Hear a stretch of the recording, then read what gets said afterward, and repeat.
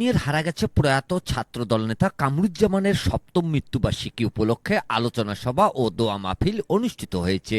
৯ জানুয়ারি শুক্রবার রাতে পৌর শাখা ছাত্রদলের আয়োজনে হারাগাছ বহুমুখী উচ্চ বিদ্যালয় হলরুমে এ আলোচনা সভা ও দোয়া মাহফিল অনুষ্ঠিত হয়। প্রয়াত ছাত্রদল নেতা কামরুজ্জামানের দীর্ঘ ছাত্র রাজনীতির চর্চা এবং ছাত্র নেতাদের ঐক্যবদ্ধ করার স্মৃতিচারণ করে হারাগাছ পৌর শাখা ছাত্রদলের আহ্বায়ক মেহেদী ফয়সাল ফরিদের সভাপতিত্বে আলোচনা সভায় বক্তব্য রাখেন পৌর বিএনপির সভাপতি মোনায়েম হোসেন ফারুক, সম্পাদক নুরুল আমিন দাজু, সাবেক সিনিয়র যুগ্ম আহ্বায়ক রফিকুল ইসলাম, পৌর যুব দলের সাবেক সম্পাদক মেহেদী হাসান লেলিন, যুবদলের ভারপ্রাপ্ত আহ্বায়ক বুলবুল আহমেদ বুলেট, যুগ্ম আহ্বায়ক মাসুদ পারভেজ, স্বেচ্ছাসেবক দলের সদস্য সচিব আশিকুর রহমান চৌধুরী, কৃষক দলের ভারপ্রাপ্ত আহ্বায়ক আব্দুর রশিদ, ছাত্র দলের যুগ্ম আহ্বায়ক বাদন, সবুজ, সোয়াগ, সোহেল, সদস্য রুবেল সহ আরো অনেকে।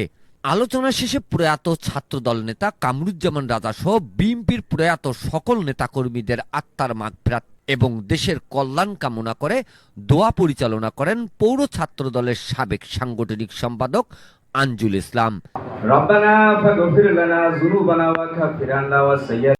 Mizanur Rahman, DRS news.